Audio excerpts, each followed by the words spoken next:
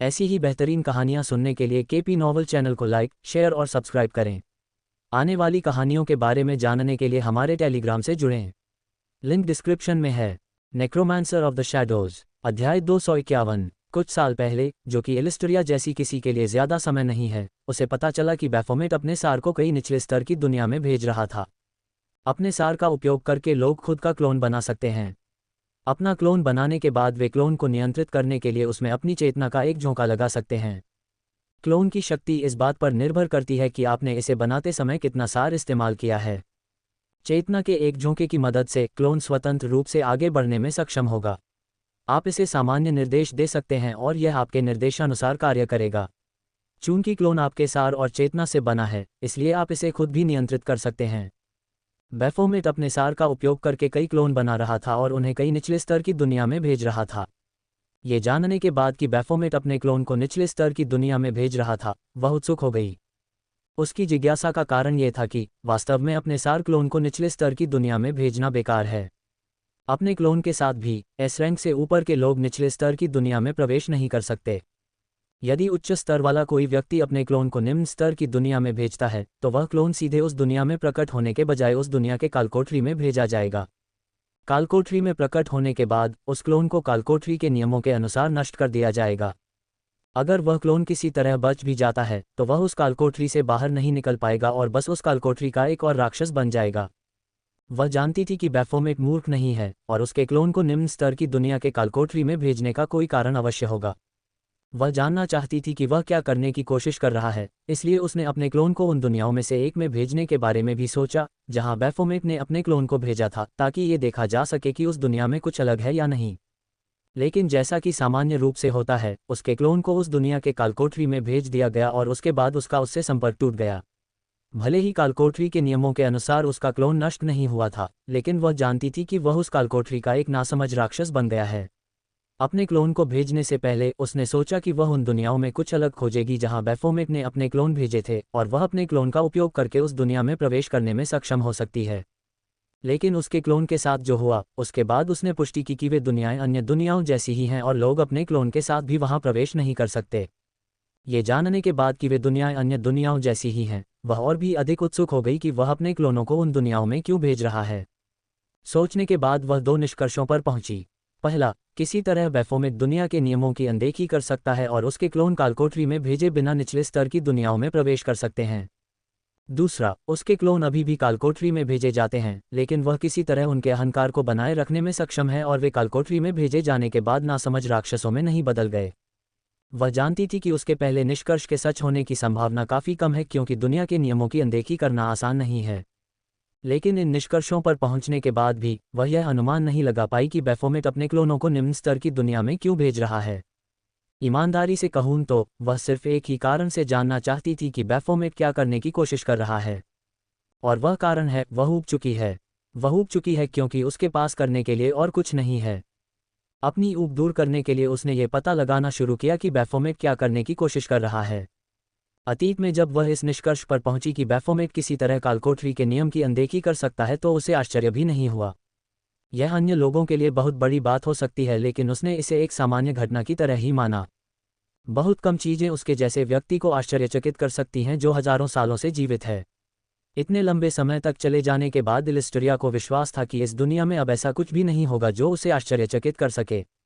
लेकिन वापस आए सार को अवशोषित करने के बाद वह आश्चर्यचकित नहीं हुई, बल्कि वह वास्तव में अपने अंदर तक चौंक गई। वापस आए सार में कई चीजें गलत थीं, जैसे कि इसकी मात्रा मूल सार का 10वां हिस्सा भी नहीं थी जिसे उसने निचले स्तर की दुनिया में भेजा था, या ये तथ्य कि सार बहुत बुरी हालत में था। ऐसा लग रहा था जैसे किसी ने उसे क्रूर बल से पूरी तरह नष्ट कर दिया हो।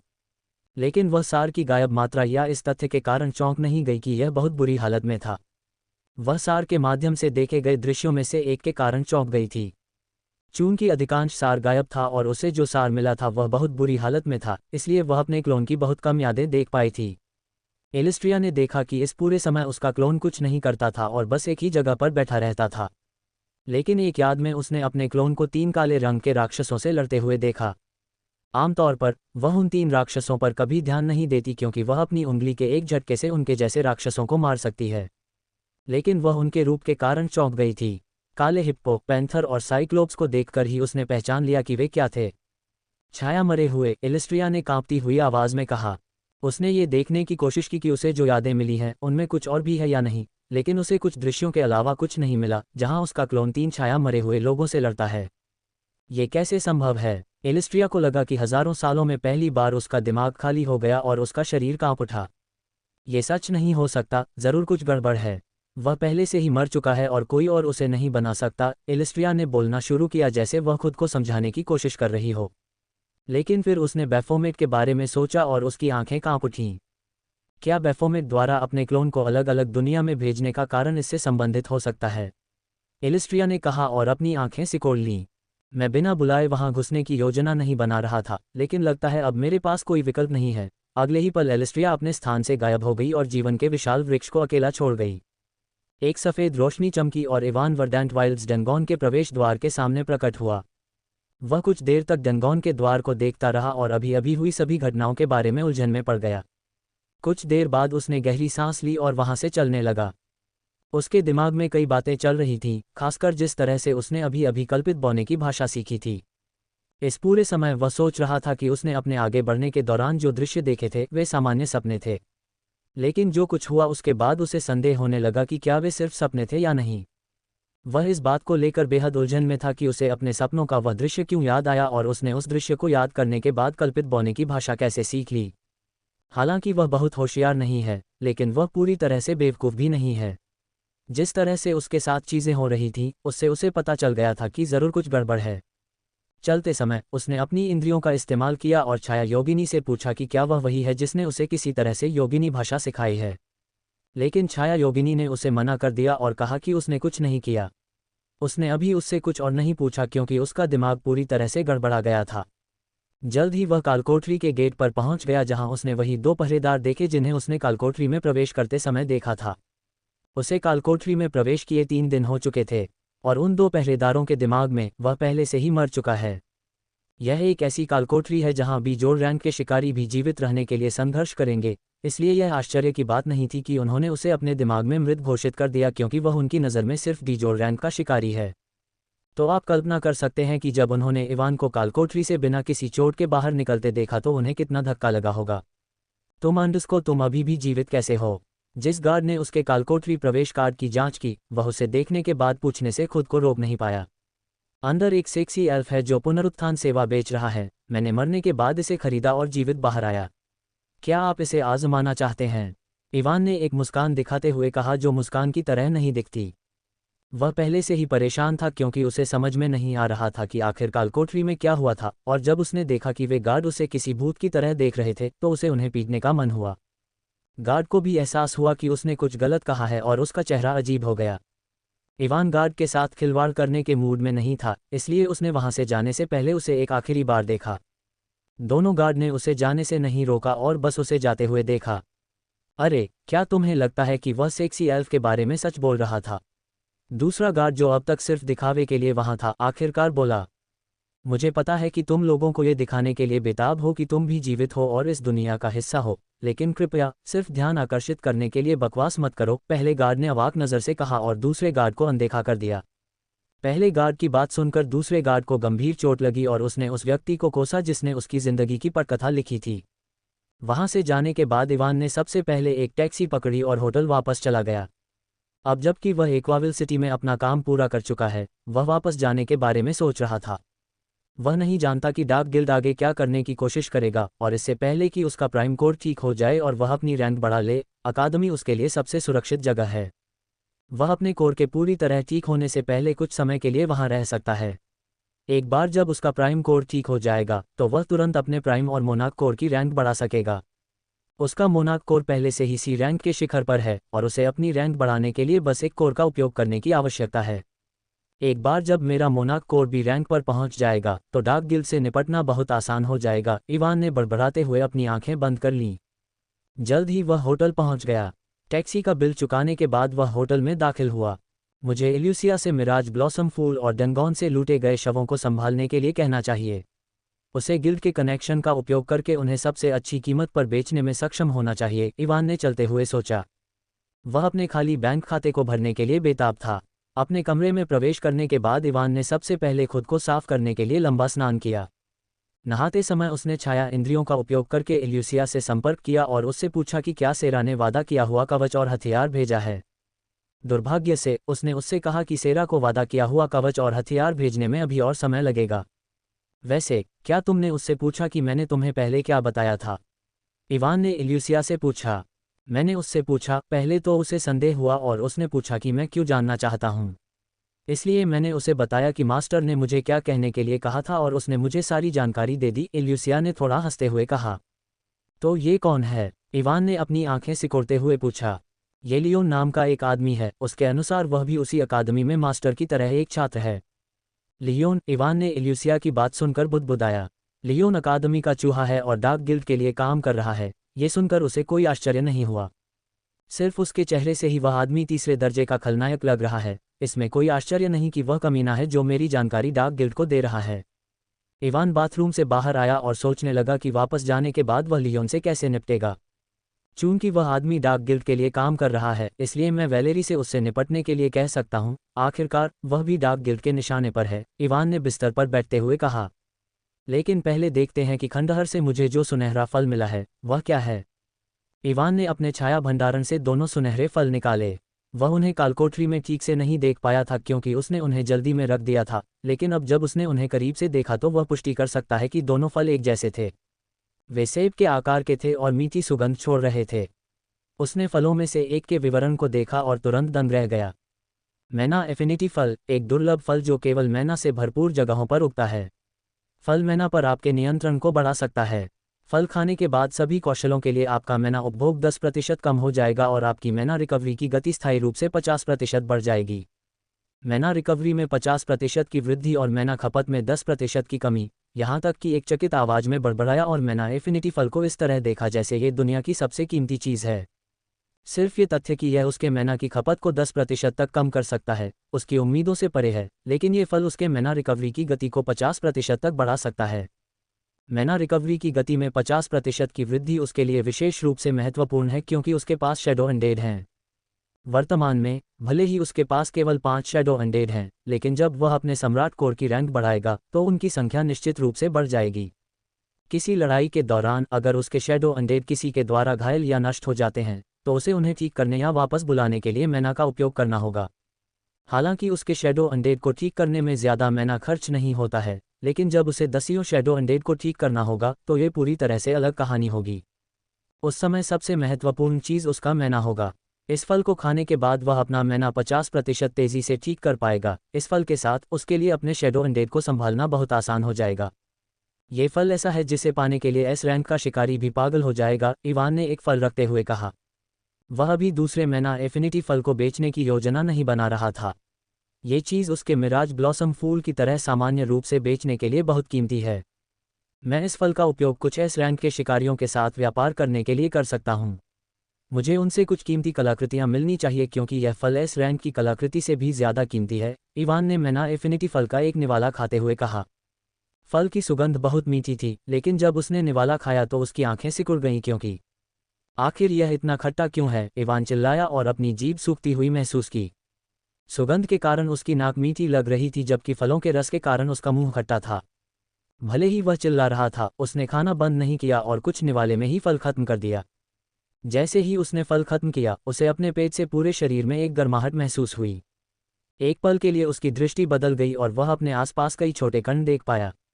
वे सभी अलग अलग रंगों के थे और उसके चारों ओर मौजूद थे। क्या ये मैना कण हैं? इवान ने अपने आसपास के रंग बिरंगे कणों को देखते हुए कहा। यह एहसास लगभग 10 मिनट तक रहा, फिर उसके आसपास सब कुछ सामान्य हो गया। उसके पेट से फैल रही गर्माहट भी बंद हो गई। इवान ने गहरी सांस ली और हवा में हेरफेर करने का हुनर इस्तेमाल किया। उसने अपनी हथेली पर एक छोटा सा हवा का बवंडर बनाया और अपने मन की खपत पर नजर रखी। खपत वास्तव में कम हो गई है, इवान ने खुशी से कहा जब उसने देखा कि बवंडर बनाने के लिए उसने जो मन इस्तेमाल किया था वह पिछली बार से कम था। ये पुष्टि करने के बाद कि उसके मन की खपत वास्तव में 10% कम हो गई है, इवान ने अपनी छाया को देखा और छाया योगिनी को बुलाया। अब जब उसे पता चल गया कि वह छाया मरे में बदलने के बाद बोल रही है तो उसे उम्मीद थी कि उसे उससे कुछ उपयोगी जानकारी मिलेगी। छाया योगिनी उसके सामने प्रकट हुई और बिना कुछ कहे वहीं खड़ी रही। तुम्हारा नाम क्या है? इवान ने उससे योगिनी भाषा में पूछा। छाया योगिनी ने तुरंत उसे जवाब नहीं दिया और उसे देखती रही। जब उसने सोचा कि वह कुछ नहीं कहने वाली है तो उसने अपना सिर हिलाया और कहा, कोई नाम नहीं, कोई नाम नहीं। इवान ने उसे सुनने के बाद एक भान उठाई। क्या तुम कह रही हो कि तुम्हारा कोई नाम नहीं है, या तुम भूल गई हो कि तुम्हारा नाम क्या था? इस बार भी उसने तुरंत जवाब नहीं दिया। इवान ने भी उसे जल्दी नहीं की क्योंकि वह भी देख सकता था कि उसके साथ कुछ गड़बड़ है। इस बार उसने पिछली बार से भी ज्यादा समय लिया। फिर उसने कहा, धुंधली याददाश्त, याद नहीं आ रही। भले ही वह स्पष्ट रूप से नहीं बोल पाए, इवान फिर भी समझ गया कि वह क्या कह रही है। धुंधली याददाश्त, याद नहीं आ रही। इवान ने चेहरे पर शिकन लिए उसे देखते हुए बुदबुदाया। जब मैंने इलूसा को शैडो अनडेड में बदला था तब उसकी याददाश्त में कोई समस्या नहीं थी, फिर उसकी यादें धुंधली क्यों हैं और उसे कुछ भी याद नहीं आ रहा है? याददाश्त की समस्या के अलावा इवान ने यह भी देखा कि वह ठीक से बोल नहीं पा रही है। वह एक नवजात शिशु की तरह बोलती है जो बोलना सीखने की कोशिश कर रहा है। क्या तुम कालकोठरी में पैदा हुई थी? इवान ने आश्चर्य से पूछा कि क्या राक्षसों की तरह एक एल्फ भी कालकोठरी में दिखाई दे सकता है? हमेशा की तरह शैडो एल्फ ने तुरंत जवाब नहीं दिया। इवान ने उसकी धुंधली यादों को ठीक करने का इंतजार किया। लगभग 1 मिनट के बाद एल्फ ने अपना सिर हिलाया और कहा, कालकोठरी में नहीं। इवान एक पल के लिए स्तब्ध रह गया जब उसने सुना कि वह कालकोठरी में पैदा नहीं हुई थी। उसकी नज़र में चून की अरोरा की दुनिया में कोई एल्फ नहीं है, इसलिए उसने पहले ही सोच लिया था कि वह अन्य राक्षसों की तरह कालकोठरी में पैदा हुई थी। उसकी बात सुनने के बाद उसने कुछ देर तक उसे देखा और फिर दूसरा सवाल पूछा, क्या तुम जानती हो कि तुम कालकोठरी में कैसे आए और तुम वहां क्या कर रही थी? एल्फ कुछ देर चुप रही और फिर उसने अपना मुंह खोला और कहा, राक्षस। राक्षस? राक्षसों से तुम्हारा क्या मतलब है? इवान ने उलझन में पड़कर पूछा। आरोआ वर्ल्ड में आने के बाद उसने राक्षसों के बारे में कभी कुछ नहीं सुना। उसने अपने पिछले जीवन में पढ़े उपन्यासों में राक्षसों के बारे में पढ़ा था, लेकिन यहाँ अरोरा वर्ल्ड में कोई राक्षस नहीं है। राक्षसों के बारे में जानकारी एकत्र करने के लिए वहां भेजा गया है, एल्फ ने एक बार फिर कहा, जिससे इवान और भी उलझन में पड़ गया। उसने अपनी ठोड़ी को रगड़ा और पूछने से पहले एक पल के लिए सोचा, तुमने कहा था कि तुम्हें राक्षसों के बारे में जानकारी एकत्र करने के लिए वहां भेजा गया था, तो तुम्हें किसने भेजा था? रानी। इस बार एल्फ ने तुरंत जवाब दिया, जिससे इवान हैरान रह गया। रानी? ये रानी कौन है? इवान ने पूछा। उसे लगा कि उसे आखिरकार कुछ उपयोगी जानकारी मिलने वाली है। याद नहीं, लेकिन अफसोस। छाया योगिनी ने अपना सिर हिलाया। इवान उसे अवाक होकर देख सकता है। उसे लग रहा है कि वह उसके साथ खेल रही है। बस मुझे वह सब बताओ जो तुम्हें याद है। अंत में उसने बस अपना सिर हिलाया और उससे कहा कि वह उसे वह सब बताए जो वह जानती है। लेकिन उसके पूछने के बाद भी उसे उससे किसी भी तरह की जानकारी नहीं मिली। उसे बस कुछ शब्द याद थे, जैसे कि दानव, सूचना और रानी। वह एक नवजात बच्चे की तरह थी जो ठीक से बोल भी नहीं सकती। क्या कुछ गलत हुआ जब मैंने छाया पुनरुत्थान का इस्तेमाल किया? इवान ने अजीब महसूस करते हुए कहा कि उसकी यादें धुंधली हैं और उसे कुछ भी ठीक से याद नहीं है। लेकिन इवान का मुंह हिलने से नहीं बच सकता जब उसे याद आया कि छाया पुनरुत्थान के दौरान क्या हुआ था। क्या ये कोई सवाल भी है? बेशक, जब मैंने उस पर छाया पुनरुत्थान का इस्तेमाल किया तो सब कुछ गलत था। इवान ने अपने मन में चिल्लाते हुए अपनी कनपटी रगड़ी। उसने देखा, चुपचाप खड़ी छाया योगिनी की ओर देखा और गहरी सांस ली। इसे भूल जाओ, ये पहले से ही काफ़ी अच्छा है कि मुझे उसके जैसी शक्तिशाली छाया मरे हुए मिल गई है जो नेक्रोस और दूसरों के खिलाफ भी लड़ सकती है और उन पर पूरी तरह से हावी हो सकती है। इवान ने सोचा और खड़ा हो गया।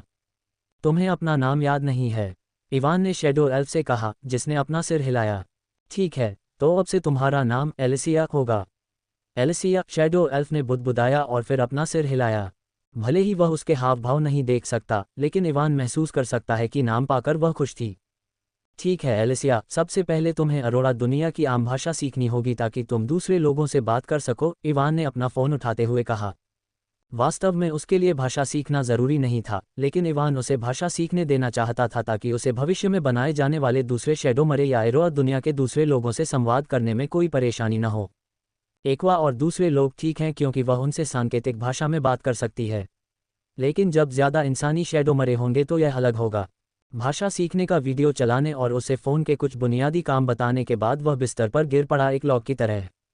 अब जब उसने एक्वाविल सिटी में सब कुछ खत्म कर लिया तो वह वापस जाने के बारे में सोच रहा था। मैं कल सभी शव और कालकोठरी से मिले मृग तृष्णा के फूल इलुसिया को दे दूंगा और एस्ट्रेट शहर के लिए निकल जाऊंगा, इवान ने कहा और अपनी आंखें बंद कर लीं। जल्दी ही वह थकावट के कारण सो गया। जैसे ही वह सो गया, एक्वा और अन्य लोग उसके शैडो स्टोरेज से बाहर आए और एलिसिया के साथ भाषा वीडियो देखने लगे। जब इवान सोने के बाद उठा तो उसने देखा कि एलिसिया और अन्य लोग अभी भी भाषा वीडियो देख रहे थे। उसने उन्हें परेशान नहीं किया और अपना चेहरा धोने के बाद कुछ ताज़ी हवा लेने और कुछ खाने के लिए बाहर चला गया। जब वह होटल के डाइनिंग रूम में पहुंचा तो उसने पाया कि उसका बैंक खाता पूरी तरह से खाली है। इसलिए उसने शैडो सेंस के माध्यम से एलुसिया से संपर्क किया और उससे अपने बैंक खाते में कुछ पैसे ट्रांसफ़र करने के लिए कहा। चूंकि वह अपना फ़ोन अपने साथ नहीं लाया था इसलिए उसे नहीं पता था कि उसने उसके खाते में कितने क्रेडिट ट्रांसफ़र किए हैं। लेकिन उसे इसकी परवाह नहीं थी क्योंकि उसे पता था कि यह उसके लिए कम से कम वह सब कुछ खाने के लिए पर्याप्त होगा जो वह चाहता है।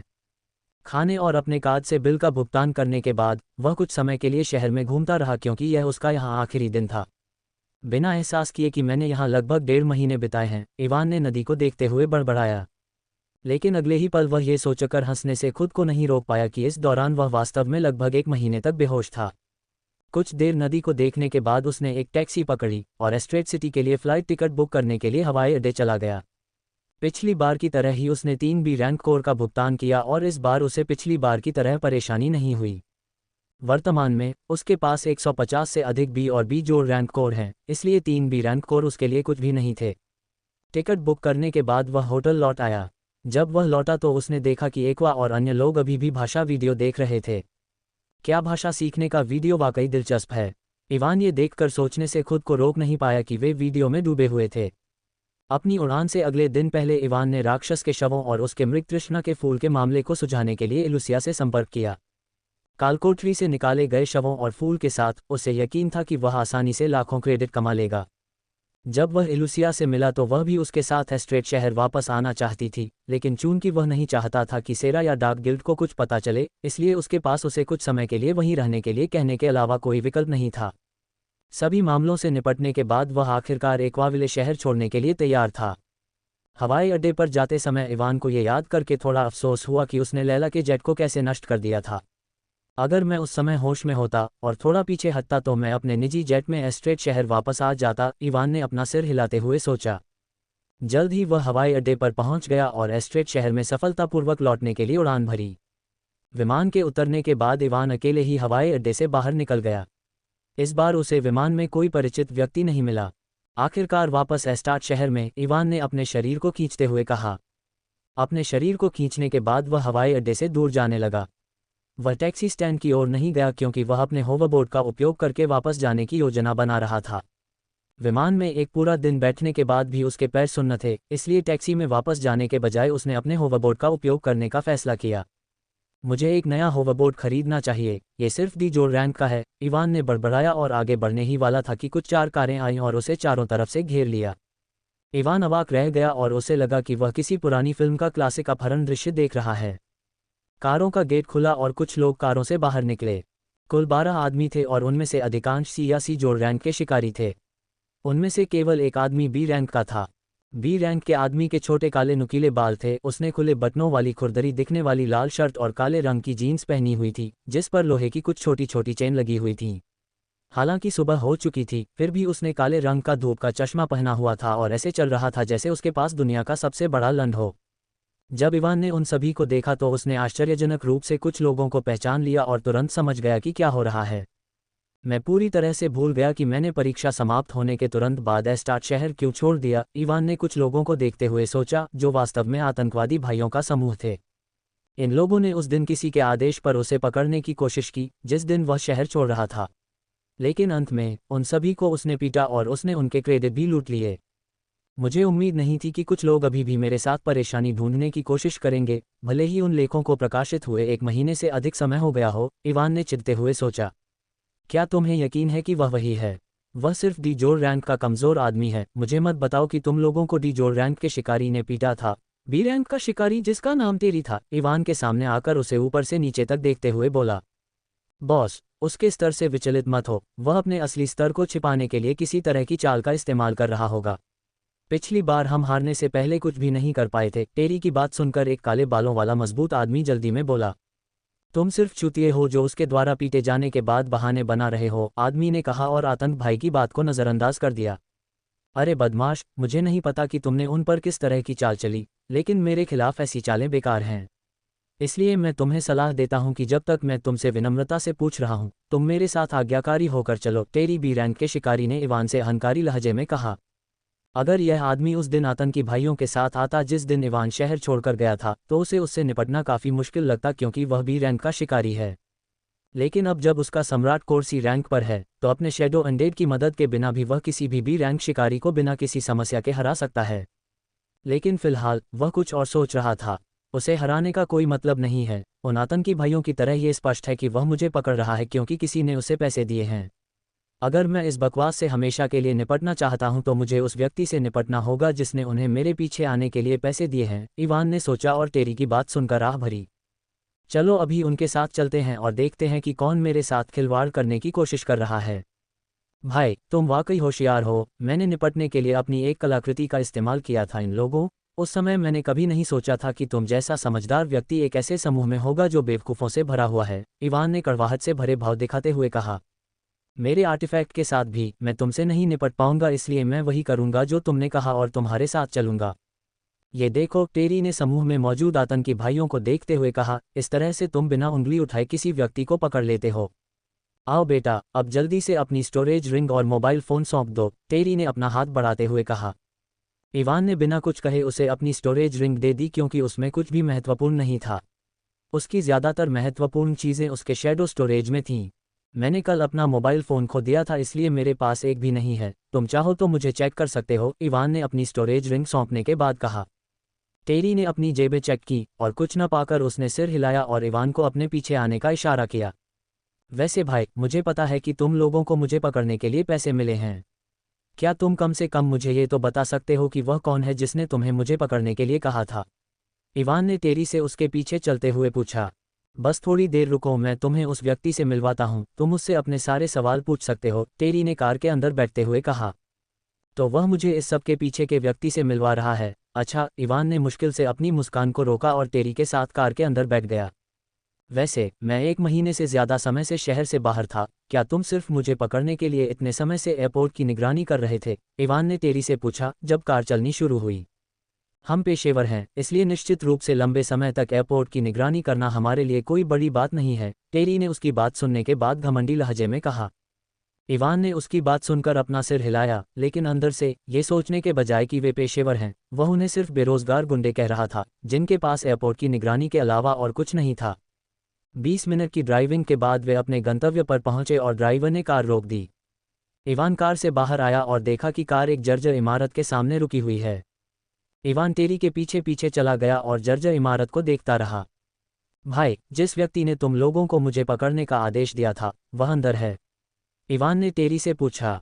अभी नहीं, लेकिन मैंने उसे पहले ही सूचित कर दिया है और वह जल्द ही यहाँ आ जाएगा, टेरी ने इवान को इमारत के अंदर लाते हुए जवाब दिया। इमारत में घुसने के बाद वह उसे इमारत के तहखाने में ले गया, जो धूल से भरा हुआ था और कुछ घटिया गुंडों के ठिकाने जैसा लग रहा था।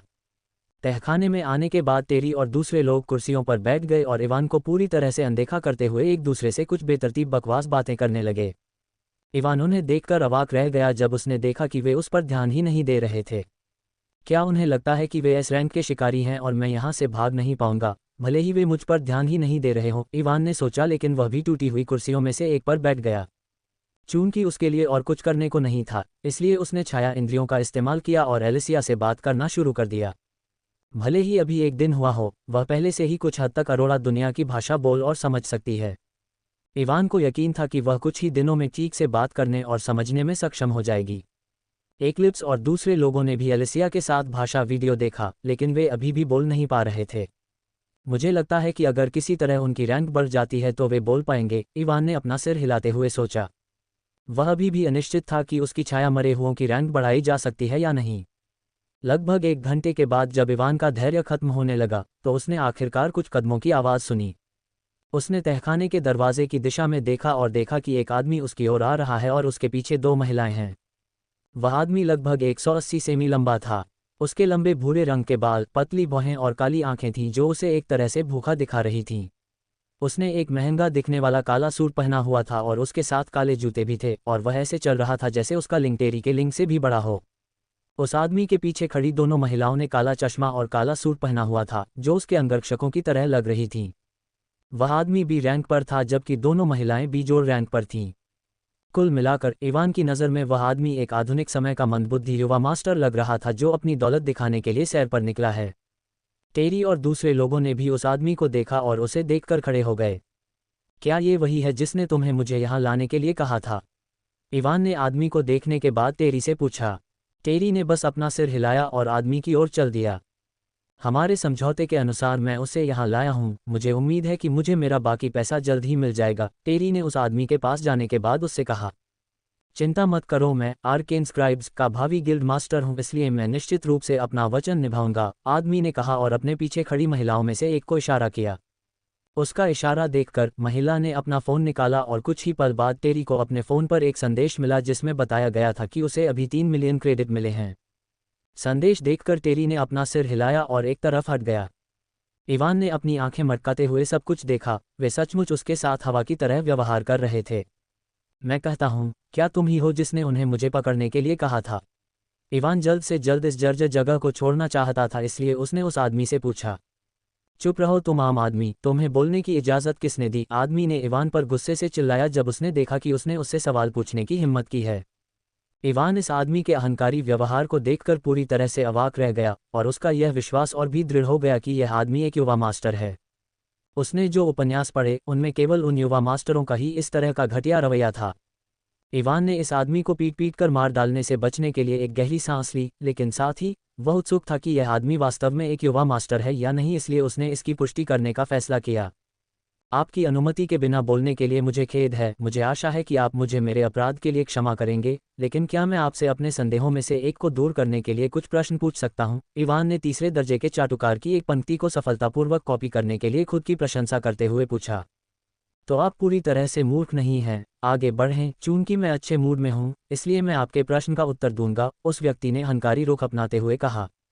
इसके साथ इवान ने पुष्टि की कि इस व्यक्ति में युवा मास्टर होने के गुणों में से एक है। उसे चापलूसी पसंद है। आपकी अनुमति के लिए धन्यवाद, मैं पूछना चाहता था कि क्या आपके पिता गिल्ड मास्टर हैं? इवान ने उसे चापलूसी भरी मुस्कान देते हुए पूछा। युवा मास्टर होने के सबसे सामान्य तथ्यों में से एक ये है कि आपके पिता या तो परिवार के मुखिया हैं या सेक्टर मास्टर हैं। चूंकि इस दुनिया में कोई सेक्टर नहीं है, इसलिए वह केवल ये पूछ सकता है कि क्या उसके पिता गिल्ड मास्टर हैं। तुम सही हो, मेरे पिता ए के रैंक के शिकारी हैं और आर्केन स्क्राइब के गिल्ड मास्टर हैं, जो सिल्वर रैंक का गिल्ड है और जल्द ही गोल्ड रैंक का गिल्ड बन जाएगा, और मैं भविष्य में इसका गिल्ड मास्टर बनूंगा, आदमी ने अपने चेहरे पर एक घमंडी मुस्कान के साथ कहा।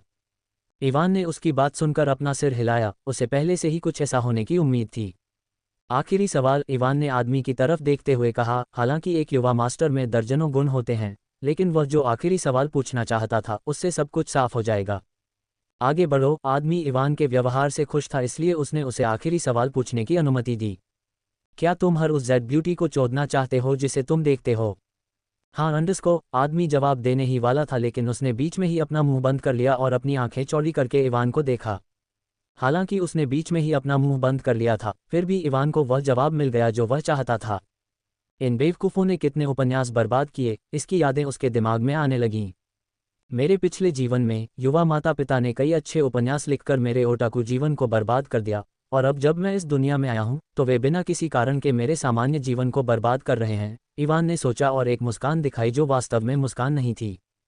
तुम्हारी हिम्मत कैसे हुई मुझसे ऐसा अभद्र सवाल पूछने की? आदमी चिल्लाया और गुस्से से भरी आंखों से इवान को घूरा। इवान के सवाल सुनकर टेरी और दूसरे लोग भी अवाक रह गए। उस आदमी की 2 महिला अंगरक्षकों ने भी अपनी हंसी को बमुश्किल रोक कर देखा। अपना मुंह बंद करो कमीने, इवान ने उस आदमी से कहा, और 2 बर्फ की जंजीरें सांप की तरह जमीन से निकली और इससे पहले कि कोई प्रतिक्रिया कर पाता उस आदमी की गर्दन में लिपट गईं। उसकी गर्दन में लिपटने के बाद जंजीरों ने उस आदमी को इवान के पैरों तक खींच लिया जो अभी भी कुर्सी पर बैठा था। अब बताओ कमीने, तुमने उन्हें मेरे पीछे क्यों भेजा? जैक पूरी तरह से स्तब्ध रह गया जब उसे 2 बर्फ की जंजीरों द्वारा इवान के पैरों पर घसीटा गया। आमतौर पर बी रैंक के शिकारी के रूप में वह ठीक से प्रतिक्रिया करने में सक्षम होता जब इवान बर्फ की जंजीरों का इस्तेमाल करता, लेकिन इवान द्वारा उससे पूछे गए पहले के सवाल की वजह से वह अपने विचारों में खो गया और बर्फ की जंजीरों से बच नहीं पाया। उसकी दोनों महिला अंगरक्षक भी विचलित थीं और हंसने से बचने की पूरी कोशिश कर रही थीं, इसलिए वे भी तदनुसार प्रतिक्रिया करने में सक्षम नहीं थीं। अब बताओ कमीने, तुमने उन्हें मेरे पीछे क्यों भेजा? जैक ने इवान का सवाल सुना और जब उसने उसकी ओर देखा तो उसकी ठंडी आंखें देखकर वह लगभग पेशाब कर बैठा। जाने दो मास्टर जैक। जैक की महिला अंगरक्षकों ने आखिरकार जो हुआ उसे देखने के बाद प्रतिक्रिया की और उनमें से एक इवान की ओर दौड़ी। इवान ने उसकी ओर देखा भी नहीं और जैक को घूरता रहा जिसका शरीर पहले से ही कांपने लगा था। जैसे ही महिला अंगरक्षक उसके पास पहुंचने वाली थी, इवान की परछाई अचानक फैल गई और उसमें से एक विशाल हाथ निकलकर भागते हुए अंगरक्षक पर एक पेड़ का डंडा घुमाने लगा। वह अंडस्को, महिला अंगरक्षक पूरी तरह से चौंक गई और उसने अपने हाथों को सामने करके पेड़ के डंडे को रोकने की कोशिश की। क्रैक, हड्डी टूटने की आवाज़ आई और उसके बाद अंगरक्षक की दर्दनाक चीख निकली क्योंकि वह पेड़ के डंडे के प्रभाव से उड़ गई थी। टेरी और अन्य लोग चौंक गए जब उन्होंने देखा कि एक विशाल काला साइक्लोप्स कहीं से पेड़ का डंडा पकड़े हुए वहां प्रकट हुआ। जब उन्होंने देखा कि साइक्लोप्स इवान के सामने खड़ा था तो वे तुरंत समझ गए कि उसे किसने बुलाया है। साइक्लोप्स को देखकर टेरी को याद आया कि उसने पहले इवान के सामने कैसा व्यवहार किया था और उसके पैर कांपने लगे। पीछे रह गया दूसरा अंगरक्षक भी चौंक गया जब उसने देखा कि उसका साथी सिर्फ एक ही हमले में उड़ गया और उसने साइक्लोप्स पर बेतहाशा हमला करने की हिम्मत नहीं की। इवान को उनकी परवाह नहीं थी। उसने बर्फ की चेन पकड़ी और जैक का चेहरा अपने करीब खींचा जो अपनी आंखें चौड़ी करके साइक्लोप्स को देख रहा था। तो मुझे बताओ कि तुमने उन्हें मेरे पीछे क्यों भेजा? उसने जैक का चेहरा करीब लाने के बाद एक बार फिर पूछा। मैं अंडस्को, मेरे अंडस्को पिता अंडस्को हैं। मुझे पता है कि तुम्हारे पिता एक रैंक के शिकारी हैं और वे गिल्ड मास्टर हैं, ब्ला ब्ला ब्ला। इवान ने उसे बीच में ही रोक दिया जब उसने सुना कि वह अपनी पृष्ठभूमि के बारे में बोलने वाला था। लेकिन मेरे चेहरे को देखो, क्या मैं किसी ऐसे व्यक्ति की तरह दिखता हूं जिसे इस बात की परवाह है कि तुम्हारा बुरा कौन है? बेहतर होगा कि आप बकवास करना बंद करें और मुझे वह बताएं जो मैं जानना चाहता हूं, इससे पहले कि मैं अपना धैर्य खो दूं। जैक ने अपनी लार निगल ली जब उसका तुरुप का पत्ता, मेरे पिता एक रैंक शिकारी हैं, बुरी तरह विफल हो गया। इसलिए उसने आखिरकार बोलना शुरू कर दिया कि वह ये सब क्यों कर रहा था। पहले इवान ने सोचा कि वह ये सब ओलिवा को खुश करने और उसकी अच्छी किताबों में शामिल होने के लिए कर रहा था, लेकिन कारण पूरी तरह से अलग निकला। ये लड़का वास्तव में एक मूर्ख है। वह कुछ समय से एनी, वह लड़की जिसने परीक्षा के दौरान इवान को देखने के बाद खुद को मार डाला, का पीछा कर रहा है। जब उसने सुना कि इवान ने परीक्षा के दौरान उसके साथ क्या किया, भले ही उसने कुछ भी नहीं किया, तो वह क्रोधित हो गया और उससे बदला लेना चाहता था। उसने सोचा कि अगर वह उससे बदला लेता है तो वह उसके करीब आ सकेगा और साथ ही वह ओलिविया जैसी एजोर रैंक शिकारी को भी खुश कर सकेगा। वह सिर्फ एक बेवकूफ़ है जो जेड ब्यूटी की स्कर्ट के नीचे जाना चाहता था, इससे ज़्यादा कुछ नहीं। एक युवा से आप और क्या उम्मीद कर सकते हैं मास्टर? इवान ने जैक को मृत आंखों से देखते हुए सोचा। जिस क्षण उसे एहसास हुआ कि यह लड़का एक युवा मास्टर है, उसे यह अनुमान लगा लेना चाहिए था कि वह ये सब कुछ किसी और जेड सुंदरी के आकर्षण में आने के लिए कर रहा है।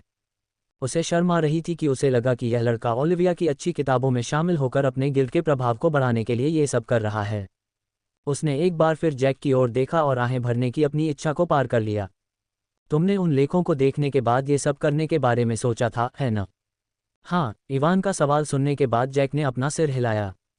जब जैक के दूसरे अंगरक्षक ने देखा कि इवान जैक के साथ कुछ नहीं कर रहा है, तो वह चुपचाप अपने साथी की ओर भागी जिसे पहले नेक्रोस ने उड़ा दिया था।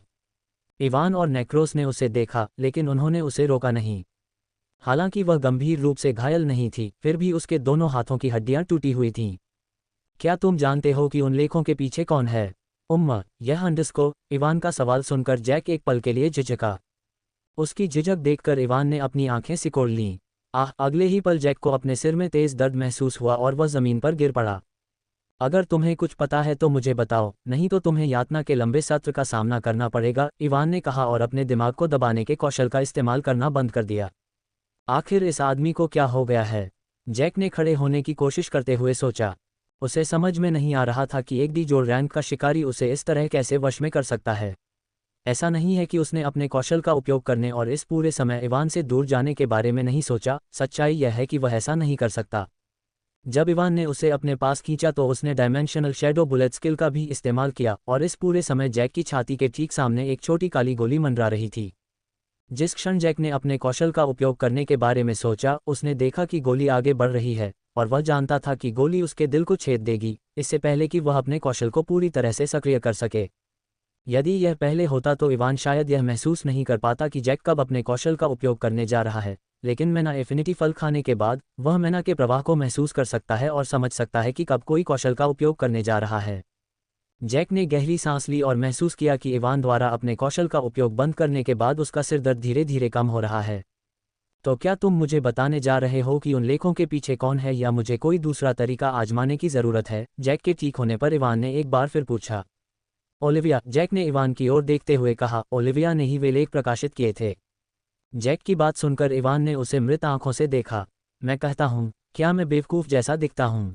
मैं जानता हूँ कि वह महिला तुच्छ है, लेकिन क्या आपको लगता है कि मैं इतना मूर्ख हूँ कि मैं यह मान लूँ कि उसने मेरे साथ व्यवहार करने के लिए इस तरह की घटिया चाल चली है? भगवान के लिए वह एक A+ रैंक की शिकारी है। क्या आपको लगता है कि वह कुछ बेवकूफ़ाना लेख प्रकाशित करने के बारे में सोचने के लिए पर्याप्त स्वतंत्र है? इवान ने जैक के सिर पर तमाचा मारने से खुद को मुश्किल से रोकते हुए पूछा। इवान को नाराज़ देखकर जैक को पसीना आने लगा और उसने जल्दी से कहा, मुझे पता है कि यह हास्यास्पद लगता है, लेकिन मेरा विश्वास करो, मैंने एनी को अपने कानों से इसके बारे में बात करते हुए सुना है। जैसा कि आप जानते हैं कि वह कुछ समय पहले ही ओलिवा के गिल्ड में शामिल हुई है। मैं पिछले महीने उससे मिलने गया था और गलती से उसे अपने दोस्तों के साथ इस बारे में बात करते हुए सुना। जिस तरह से वह बात कर रहा है, उससे ऐसा नहीं लगता कि वह झूठ बोल रहा है। इवान ने सोचा और अपनी भौहें चढ़ा लीं। ओलिवा का अपने रास्ते से हटकर ऐसा कुछ करना समझ में नहीं आता। क्या वह वास्तव में उन लेखों के पीछे है? इवान ने अपनी कनपटियां रगड़ते हुए महसूस किया कि इन सभी चीज़ों में कुछ गड़बड़ है, लेकिन वह इसका पता नहीं लगा पाया। उसने एक बार फिर जैक की तरफ देखा और आह भरी, चलो उससे निपटने के बाद इस बारे में सोचते हैं। 5 मिनट बाद जैक अपने 2 अंगरक्षकों के साथ इमारत से बाहर निकल गया, लेकिन जाते समय उसका चेहरा कड़वाहट से भरा हुआ था और उसकी आंखें खोखली थीं, जैसे किसी ने उसकी जीवन भर की बचत लूट ली हो। इवान ने उसे स्टोरेज रिंग से खेलते हुए जाते हुए देखा। उसने जैक को नहीं मारा क्योंकि उसे मारने में कोई गुण नहीं था। अगर उसने उसे मार दिया होता तो उसे आर्केन स्क्राइब गिल्ड के साथ खूनी झगड़े और ए रैंक के शिकारी की दुश्मनी के अलावा कुछ नहीं मिलता। भले ही वह उनसे डरता नहीं था, लेकिन वह बिना किसी कारण के अपने लिए और अधिक समस्याएं पैदा करने में दिलचस्पी नहीं रखता था। इस तथ्य को ध्यान में रखते हुए कि यह लड़का एक युवा मास्टर की तरह व्यवहार करता है, इवान जानता था कि अभी भी बहुत अधिक संभावना है कि वह अपने पिता से उसका बदला लेने के लिए कहेगा और उसके लिए मुसीबत खड़ी करेगा उसे। लेकिन इवान को इसकी परवाह नहीं थी, क्योंकि जब तक वह अकादमी में रहेगा, उसे यकीन था कि जैक के पिता भी उसे कुछ नहीं कर पाएंगे। वास्तव में मुझे उम्मीद है कि वह लड़का अपने पिता से मुझे खोजने के लिए कहेगा, क्योंकि एक बार जब मैं अपने कोर की रैंक को आगे बढ़ा लूंगा तो मैं और अधिक शैडो एंडेड बना पाऊंगा। चूंकि वह लड़का ए रैंक का शिकारी है, इसलिए जब मैं उसे शैडो एंडेड में बदल दूंगा तो वह मेरे लिए काफ़ी उपयोगी होगा। इवान ने अपनी गहरी मुस्कान छिपाने की कोशिश करते हुए सोचा। जैक के जाने के बाद उसने टेरी और उसके गिरोह को देखा। जब टेरी और अन्य लोगों ने देखा कि इवान उन्हें देख रहा है तो उन्होंने कहीं और देखने की कोशिश की। इवान ने उन्हें विशेष रूप से टेरी के साथ मनोरंजक भाव से देखा, जो कुछ समय पहले एक बड़े शख्स की तरह व्यवहार कर रहा था। बॉस, क्या हम भी जा सकते हैं? जब इवान ने कुछ नहीं कहा तो टेरी ने आखिरकार उससे पूछा। हाँ भाई, क्या आपको यहाँ से जाने के लिए मेरी अनुमति चाहिए? इवान ने एक आश्चर्यचकित भाव दिखाया और उसे सुनने के बाद पूछा। बेशक, अगर मैं पिटना नहीं चाहता तो मुझे तुम्हारी इजाज़त चाहिए, कमीने। टेरी ने एक कठोर मुस्कान दिखाई और मन ही मन चिल्लाया। ये देखकर कि वह कुछ नहीं बोल रहा है, इवान खड़ा हुआ और उसकी ओर चल पड़ा। चिंता मत करो, अगर मुझे तुम लोगों से निपटना होता तो तुम कब के मर चुके होते, इवान ने कहा और टेरी से पहले पहुंच गया। मैंने अभी देखा कि मुझे यहाँ लाने के लिए तुम्हें अपना इनाम मिला है। मैंने तुम लोगों के साथ सहयोग किया और खुद को तुम्हें यहाँ लाने दिया। तो क्या तुम्हें नहीं लगता कि मैं भी उस इनाम में हिस्सा पाने का हकदार हूँ? टेरी इवान की बात सुनकर अवाक रह गया और उसे चकित आंखों से देखने लगा। वह पूछना चाहता था कि वह उनके छोटे इनाम के पीछे क्यों पड़ा है, जबकि उसने अभी अभी जैक का पूरा भाग्य लूटा है। लेकिन इवान की गुंडे जैसी मुस्कान देखकर उसे पता चल गया कि कुछ भी कहना पूरी तरह से बेकार है, इसलिए उसने अपना सिर हिलाया। बेशक, तुम्हारा सबसे बड़ा हिस्सा है बॉस। हमें 3 मिलियन क्रेडिट मिले हैं, क्या 25% आपके लिए पर्याप्त है? उसने इवान की ओर देखते हुए पूछा। इवान ने जवाब नहीं दिया और बस उसे मुस्कुराकर बताया। 30%। उसकी मुस्कान देखकर टेरी का दिल बैठ गया और उसने एक बार फिर पूछा। हालांकि 3 मिलियन बहुत ज़्यादा थे, लेकिन उसे उस पैसे को अपने गिरोह के दूसरे लोगों के साथ बांटना होगा। 30% सुनने के बाद इवान ने अपनी ठुड्डी रगड़ी और फिर अपना सिर हिलाया। 35%। मैं सबसे ज़्यादा यही कर सकता हूँ बॉस, मेरे पास एक गिरोह है जिसकी देखभाल करनी है, टेरी ने कहा और ऐसा लग रहा था कि वह रोने वाला था। क्या तुम शादीशुदा हो? इवान ने टेरी की बात सुनने के बाद पूछा। टेरी एक पल के लिए उलझन में था कि इवान ने यह सवाल क्यों पूछा, लेकिन उसने अपना सिर हिला दिया। वह अभी भी एक अकेला कुत्ता है। देखो, अगर तुम पर्याप्त ईमानदारी नहीं दिखाते हो तो तुम कभी भी यह नहीं कह पाओगे कि मुझे एक परिवार की देखभाल करनी है, इवान ने टेरी को नीचे देखने का इशारा करते हुए कहा। जब टेरी ने इवान का पीछा करते हुए नीचे देखा तो उसने एक छोटी काली गोली देखी जो उसके अंडकोशों को उड़ाने से बस कुछ इंच की दूरी पर थी। टेरी का चेहरा तुरंत सफ़ेद हो गया और उसने इवान को भयभीत नज़र से देखा। 60%, उसने बिना एक पल भी हिचकिचाए तुरंत चिल्लाया। इवान ने उसकी बात सुनकर अपना सिर हिलाया और गोली गायब हो गई। गोली गायब होते देख टेरी ने राहत की सांस ली। बॉस, मुझे अपना खाता नंबर बताओ, मैं तुम्हें तुम्हारा पैसा भेज दूंगा, टेरी ने इवान से अपने माथे से पसीना पोंछते हुए कहा। पहले तुमने कहा था कि तुम लोगों पर नज़र रखने में पेशेवर हो, है ना? इवान ने उसे अपना बैंक खाता नंबर नहीं बताया बल्कि उससे पूछा। टेरी उसकी बात सुनकर उलझन में पड़ गया, लेकिन उसने फिर भी अपना सिर हिलाया। फिर मेरे पास तुम्हारे लिए एक काम है, इवान ने कहा और उन्हें बताया कि उन्हें क्या करना है। तुम क्या सोचते हो, क्या तुम लोग ये कर सकते हो? इवान ने उन्हें सब कुछ बताने के बाद पूछा। चिंता मत करो बॉस, जब इस तरह की चीज़ों की बात आती है तो हम सबसे अच्छे हैं, टेरी ने अपनी छाती थपथपाते हुए कहा। लेकिन बॉस, ये काम आसान नहीं है, इसलिए भुगतान, टेरी ने अपने सिर के पीछे खुजलाते हुए कहा। अरे भुगतान, इसकी चिंता मत करो, तुम 60% रख सकते हो जो तुम मुझे देने वाले थे, मुझे लगता है कि यह पर्याप्त होना चाहिए, है ना? इवान ने अपने चेहरे पर मुस्कान के साथ पूछा। टेरी उसे सुनकर एक पल के लिए चकित रह गया। भले ही उसे एक नया कार्य मिला हो और उसे कार्य का भुगतान भी अग्रिम रूप से मिला हो, उसे लग रहा था कि इन सभी चीज़ों में कुछ गड़बड़ है। क्या ये पर्याप्त है? इवान ने एक बार फिर पूछा जब टेरी ने उसे जवाब नहीं दिया। हाँ हाँ बॉस, ये पर्याप्त है, टेरी उसे सुनकर अपने चकित होने से बाहर आया और अपना सिर हिलाया। अच्छा तो, इवान ने कहा और वहाँ से चलने लगा। अगर तुम्हें कुछ मिले तो मुझे बताना, अगर तुम्हें कुछ उपयोगी मिले तो मैं तुम्हें जो पैसे दे रहा हूँ उससे दुगना पैसे दूंगा। इवान ने जो कुछ कहा उसे सुनकर टेरी ही नहीं, वहाँ मौजूद दूसरे लोगों की भी आंखें चमक उठीं। चिंता मत करो बॉस, हम तुम्हें निराश नहीं करेंगे, टेरी चिल्लाया जब उसने इवान को बेसमेंट से बाहर निकलते देखा। खस्ताहाल इमारत से बाहर निकलने के बाद इवान ने अपने होवरबोर्ड का इस्तेमाल करके अकादमी में वापस जाने के लिए किया। वापस जाते समय वह समय समय पर अपने फ़ोन की स्क्रीन को देख रहा था। उसके फ़ोन की स्क्रीन पर एक संदेश था जिसमें उसका मौजूदा बैंक बैलेंस दिखाया गया था।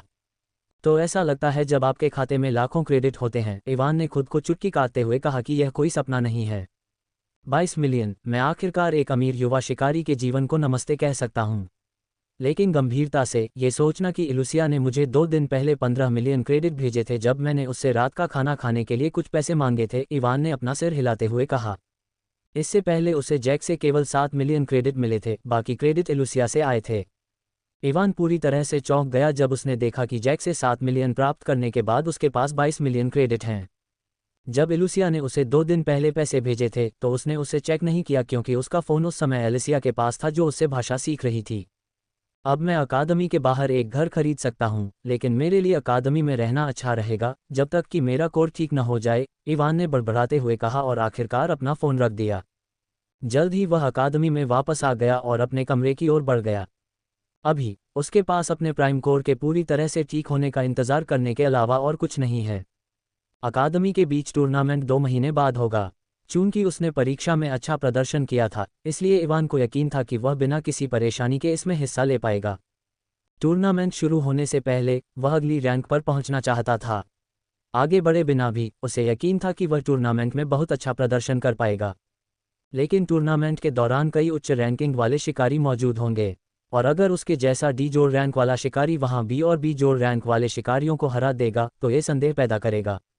उन्हें संदेहास्पद न बनाने के लिए वह टूर्नामेंट शुरू होने से पहले अपने प्राइम कोर के साथ सी जोड़ रैंक पर पहुंचना चाहता था। वह टूर्नामेंट के दौरान अपने सभी शैडो एंड डेड को प्रकट करने की योजना भी नहीं बना रहा था क्योंकि वे उसके ट्रम्प कार्ड हैं जिन्हें वह डार्क गिल्ड के खिलाफ इस्तेमाल करने की योजना बना रहा है। 5 दिन बाद, क्या तुम तैयार हो नेक्रोस? इवान ने नेक्रोस से पूछा जो उसके सामने खड़ा था। ओह, नेक्रोस ने लड़ाई की मुद्रा लेते हुए अपना सिर हिलाया। वर्तमान में इवान अकादमी के प्रशिक्षण केंद्र के अंदर था जहां आप अपने कौशल का अभ्यास कर सकते हैं या अन्य छात्रों के साथ मुकाबला कर सकते हैं। प्रशिक्षण केंद्र विशेष सामग्रियों से बना है और इसमें कई संरचनाएं उकेरी गई हैं।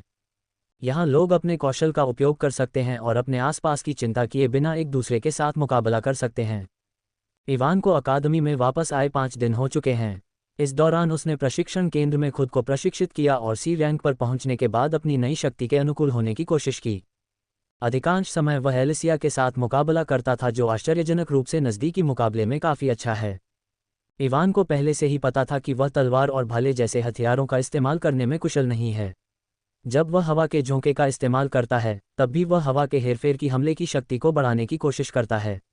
इसका इस्तेमाल करते समय वह इसे एक जानवर की तरह घुमाता है और अपने दुश्मन को काटने के लिए चाकू की तरह इस्तेमाल करता है।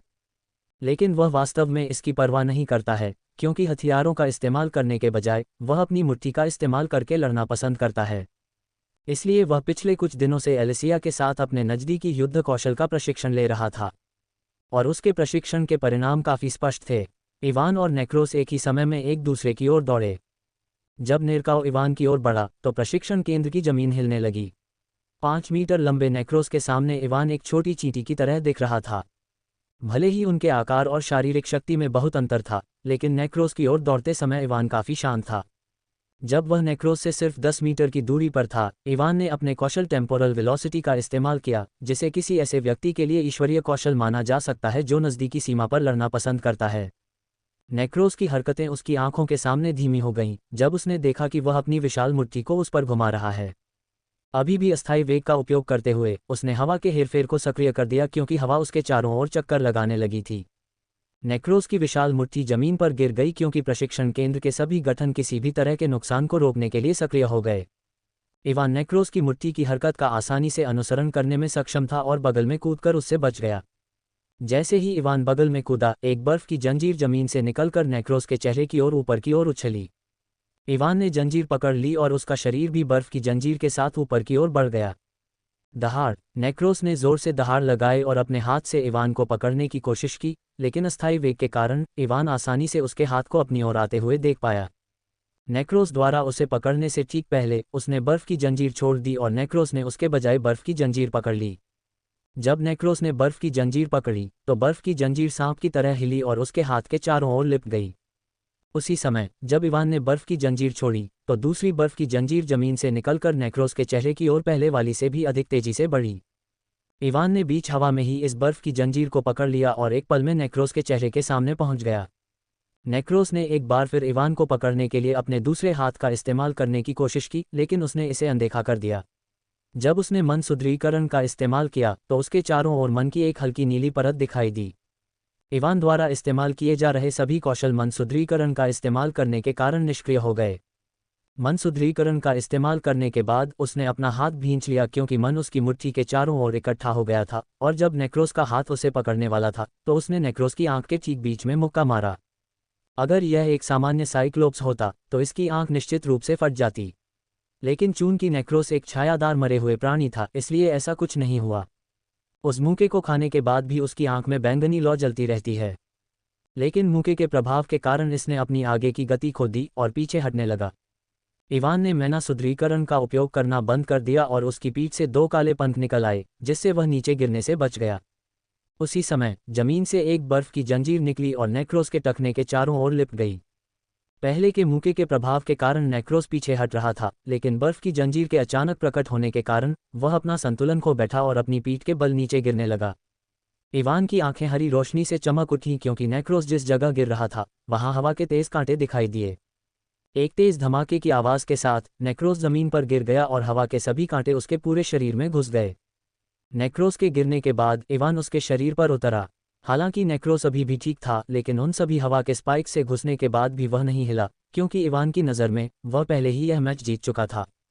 अगर यह एक सामान्य साइक्लोप्स होता तो जो कुछ हुआ उसके बाद ये पहले ही मर चुका होता या गंभीर रूप से घायल हो चुका होता। लेकिन चूंकि नेक्रोस एक छायादार मरे हुए प्राणी है, इसलिए इसमें कोई महत्वपूर्ण बिंदु नहीं है और यह अभी भी ठीक है। इवान नेक्रोस को एक असली साइक्लोप्स मान रहा था, इसलिए अब इसके खिलाफ लड़ने का कोई मतलब नहीं था। इवान नेक्रोस के विशाल शरीर पर गहरी सोच में डूबा हुआ बैठ गया।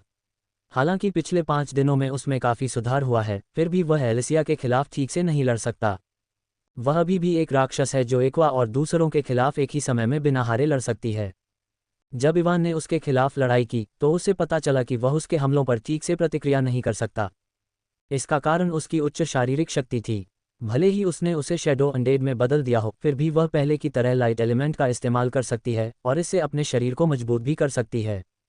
उसके खिलाफ लड़ते हुए भले ही वह अपने कौशल टेम्पोरल वेलोसिटी की बदौलत उसके हमलों को आते हुए देख सकता है, लेकिन उसका शरीर अभी भी उन हमलों को चकमा देने के लिए बहुत धीमा है। वह उन हमलों को आते हुए देख सकता है, लेकिन टेम्पोरल वेलोसिटी द्वारा अपनी चपलता में 30% की वृद्धि के साथ भी उन्हें चकमा नहीं दे सकता। अगर मैं अपनी शारीरिक क्षमताओं को बढ़ा सकता हूं तो मैं उसके हमलों पर ठीक से प्रतिक्रिया कर पाऊंगा, इवान ने अपनी ठुड्डी को रगड़ते हुए सोचा। वह अपनी शारीरिक क्षमताओं को बढ़ाने के लिए मैना सुदृढ़ीकरण का उपयोग कर सकता है, लेकिन फिर वह किसी भी कौशल का उपयोग नहीं कर पाएगा क्योंकि आप एक ही समय में कौशल और मैना सुदृढ़ीकरण का उपयोग नहीं कर सकते। मैना सुदृढ़ीकरण का उपयोग करते समय वह टेम्पोरल वेलोसिटी का उपयोग नहीं कर पाएगा और इसके बिना वह उसके हमलों को ठीक से नहीं देख पाएगा। काश मैं एक ही समय में अपने कौशल और मैना सुदृढ़ीकरण का उपयोग कर पाता, इवान ने एलिसिया को देखा और आह भरी। अगर वह अपने कौशल और मैना सुदृढ़ीकरण का एक साथ उपयोग कर सकता है तो वह अस्थायी वेग की मदद से उसके हमलों को देख पाएगा और उसका शरीर मैना सुदृढ़ीकरण की मदद से उन्हें चकमा दे पाएगा। एलिसिया को देखते हुए इवान को अचानक कुछ एहसास हुआ और उसका दिल धड़क उठा। मैंने इसके बारे में पहले क्यों नहीं सोचा? इवान को लगा कि वह दुनिया का सबसे बड़ा बेवकूफ़ है क्योंकि उसे पहले इस तरह की बात का एहसास नहीं हुआ। जब कोई व्यक्ति मैना सुदृढ़ीकरण का उपयोग करता है तो उसका प्राइम कोर अपना सारा मैना उपयोगकर्ता के शरीर में निर्देशित करेगा, जिससे उसकी शारीरिक क्षमताएं बहुत बढ़ जाएंगी। लेकिन अगर उपयोगकर्ता इस दौरान कौशल का उपयोग करने की कोशिश करता है तो उसके शरीर में मैना का प्रवाह बाधित हो जाएगा और मैना सुदृढ़ीकरण काम करना बंद कर देगा। लेकिन इवान अलग है। अपने प्राइम कोर के साथ साथ उसके पास उसका मोनाक कोर भी है। इस पूरे समय के दौरान उसने कभी भी उन्हें अलग अलग उपयोग करने के बारे में नहीं सोचा। अगर मैं अपने प्राइम कोर का इस्तेमाल मैना रीइंफोर्समेंट के लिए और अपने मोनाक कोर का इस्तेमाल स्किल्स के लिए करूं, तो क्या मैं दोनों का इस्तेमाल एक साथ नहीं कर पाऊंगा? इवान ने बड़बड़ाया और उसके चेहरे पर एक उत्साहित भाव दिखाई दिया। वह तुरंत इसे आजमाना चाहता था, इसलिए वह नेक्रोस के शरीर से नीचे कूद गया और प्रशिक्षण केंद्र के बीच में खड़ा हो गया। उसने सबसे पहले मैना रीइंफोर्समेंट का इस्तेमाल किया और उसके शरीर के चारों ओर हल्के नीले रंग की परत और हल्के काले रंग की परत दिखाई दी। सी रैंक पर पहुंचने के बाद वह पहले की तरह किसी भी तरह की प्रतिक्रिया का सामना किए बिना मैना रीइंफोर्समेंट का पूरी शक्ति से इस्तेमाल कर सकता है। इवान ने मैना रीइंफोर्समेंट का इस्तेमाल करने के बाद अपनी भौहें सिकोड़ लीं क्योंकि जब उसने इसका इस्तेमाल किया तो उसके दोनों कोर से मैना उसके शरीर में चला गया। वह सिर्फ अपने प्राइम कोर से मैना का इस्तेमाल करना चाहता था, लेकिन उसके मोनाक कोर ने भी अपने मैना को उसके शरीर में भेज दिया। उसने मैना रीइंफोर्समेंट का इस्तेमाल करना बंद कर दिया और एक गहरी सांस ली। गहरी सांस लेने के बाद उसने एक बार फिर अपने प्राइम कोर के माध्यम से मैना सुदृढ़ीकरण का उपयोग किया और अपने सम्राट कोर के मैना को नियंत्रित करने की कोशिश की ताकि वह अपने मैना को उसके शरीर में निर्देशित न करे। लेकिन वह इसे केवल कुछ सेकंड के लिए ही रोक पाया, इससे पहले कि यह एक बार फिर प्राइम कोर के मैना का अनुसरण करता। एक ही समय में दोनों कोर के मैना को नियंत्रित करना आसान नहीं है, इवान ने बड़बड़ाते हुए कहा जब वह अपने कोर के मैना को ठीक से नियंत्रित करने में विफल रहा। लेकिन वह इससे निराश नहीं हुआ और कोशिश करता रहा। 5 घंटे तक बेचैनी से कोशिश करने के बाद वह आखिरकार अपने मोनाक कोर के मैना को अपने प्राइम कोर के पीछे आने से रोकने में सक्षम हो गया।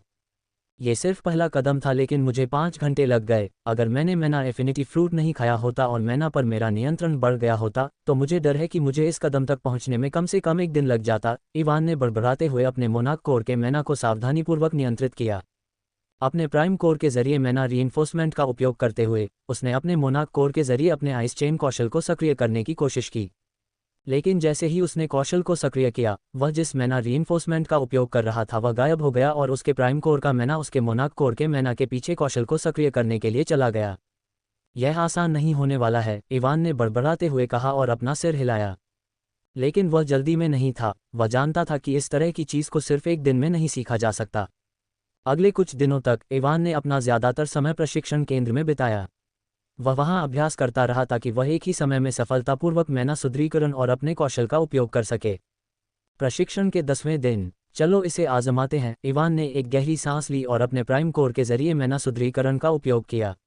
मैना सुदृढ़ीकरण का उपयोग करने के बाद उसने अपने सम्राट कोर के जरिए अपने आइस चेन कौशल को सक्रिय किया।